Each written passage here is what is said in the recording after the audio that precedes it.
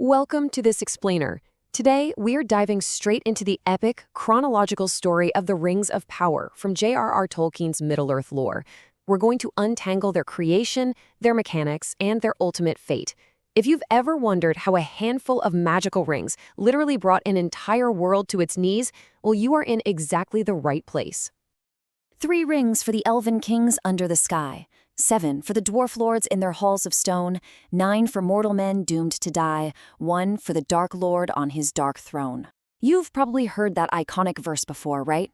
It perfectly sets the stage for our journey today, capturing the sprawling mythology of magic, deception, and a master plan by the Dark Lord Sauron that spanned thousands of years. Here is our roadmap for today. We'll be running through the Lord of Gifts, forging the Master Ring, the 3, 7, and 9, powers and corruptions, fate and misconceptions, and finally, we'll wrap up with the ultimate themes. All right, Chapter 1, the Lord of Gifts. So our story kicks off way back in the Second Age. Now, unlike recent television adaptations that kind of compress these events into just a few weeks, Tolkien's actual lore requires incredible patience. Sauron disguised himself as this beautiful, angelic emissary of the Valar. Arriving in the elven realm was Egeon around the year 1200. He spent 3 whole centuries, yes, 300 years, teaching his craft to the skilled jewelsmiths led by Celebrimbor. Talk about playing the long game. During this massive stretch of time, he called himself Anatar, which literally translates to the Lord of Gifts. And man, did he know his audience. He knew exactly what the elves feared most, the decay of Middle-earth. They desperately wanted to make their home as timeless and beautiful as the immortal realm of Valinor. Sauron weaponized that nostalgia, convincing them that forging objects of great power could essentially pause time itself and stave off the fading of the world. Which brings us to Chapter 2, Forging the Master Ring. Unbeknownst to the elves, they were totally being set up. It's actually a really tragic irony when you look at it. The elven smiths weren't trying to build weapons of war at all. Their intent was purely to heal, to preserve beauty, and to ward off the weariness of time. But Sauron hijacked that noble desire. His hidden intent was to use these rings as a conduit to dominate the minds of Middle-earth's rulers, achieving absolute control without ever having to swing a sword. If you want to understand how this magic actually worked, think of it kind of like a modern computer rootkit, or a malicious backdoor, hidden deep in a piece of software. Sauron gave the elves a master blueprint for ring-making, and because of that, every single ring crafted using his methodology secretly tied the wearer back to his own Nostra server, the One Ring.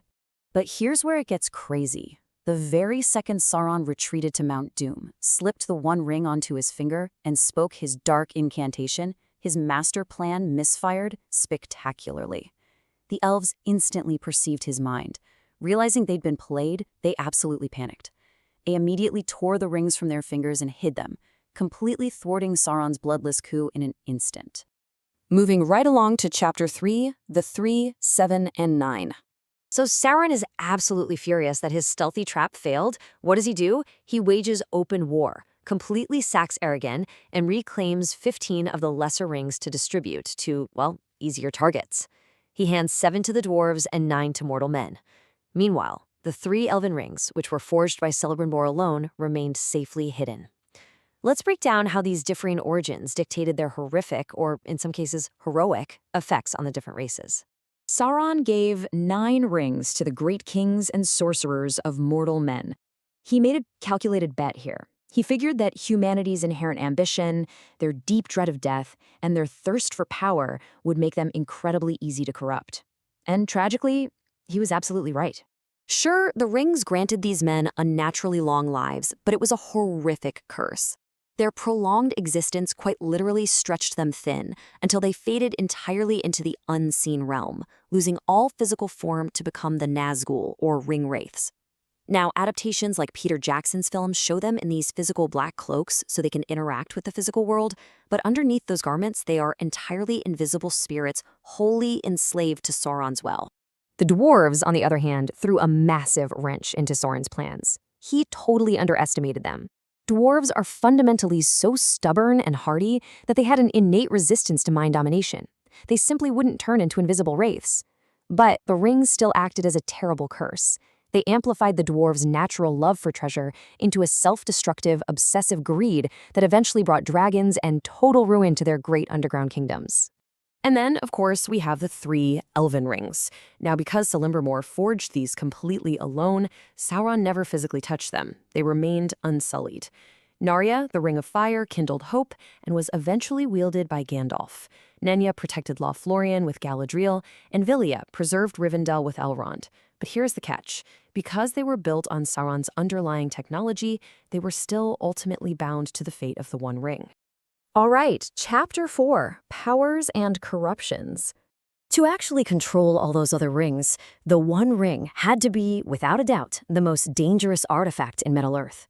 Sauron poured a massive amount of his own native soul and magical essence into this plain gold band. Yes, it granted invisibility and immense power, but it came with a fatal flaw. By weaving his own life force into the gold, he became completely dependent on it. His power and the ring basically became one and the same. What's truly mind-blowing is what happened next. After Sauron's physical form was defeated by the Last Alliance, Ildor cut the ring from his hand and, tragically refused to destroy it. After Ildor was killed shortly after, this weapon of apocalyptic, world-ending power quite literally sat in the mud at the bottom of a river for over 2,000 years. It just waited there patiently until it was finally found by Sméagol, eventually passing to Bilbo and then to Frodo Baggins. This leads us right into Chapter 5, Fate and Misconceptions. Let's take a second to clear up some major myths regarding Tolkien's canon. First off, were all rings evil? No. The elves' 3 rings were genuinely made for healing. Second, did the elves willingly collude with Sauron? Absolutely not. They were entirely deceived by his Anatar disguise. And finally, the big one. Why couldn't the good guys just use the One Ring against Sauron? Well, because the ring wasn't just a tool. It was literally a piece of Sauron's soul. You couldn't use it for good because its corrupting magic would inevitably turn its wearer into a brand new Dark Lord. So, whatever happened to all those lesser rings? Well, over the ages, they slowly faded from history. Take the 7 dwarf rings, for example. Sauron actually managed to hunt down and reclaim 3 of them, while the other 4 met a rather surprising fate. They were melted down and completely destroyed by the fire of dragons. The dragons were drawn by the massive hordes of cursed dwarven gold, and the rings became collateral damage. The whole chronological narrative ends exactly where it began, right in the fires of Mount Doom. When Frodo falters at the very end, Gollum seizes the ring and falls. The destruction of the ring instantly vanquishes Sauron, but it comes with a heartbreaking cost. With the Master Server destroyed, the foundation of all ring magic completely collapses. The 3 Elven Rings lose their power entirely, ending the magic of Middle-earth and forcing the elves to finally leave for the West. Which brings us to our final stop, Chapter 6, The Ultimate Themes. This entire saga brilliantly illustrates Tolkien's central ideas about human nature, temptation, and power. So I want to leave you with this thought. Is the truest power found in dominating others, or is it found in the free will required to let power go? Sauron believed power was control, and he poured his soul into a ring to get it. But ultimate victory came not from some mighty warrior wielding a magical artifact, but from small hobbits making the immense, unthinkable sacrifice to reject absolute power. Thanks for joining me on this explainer, and remember to keep questioning what truly holds power in the stories we tell.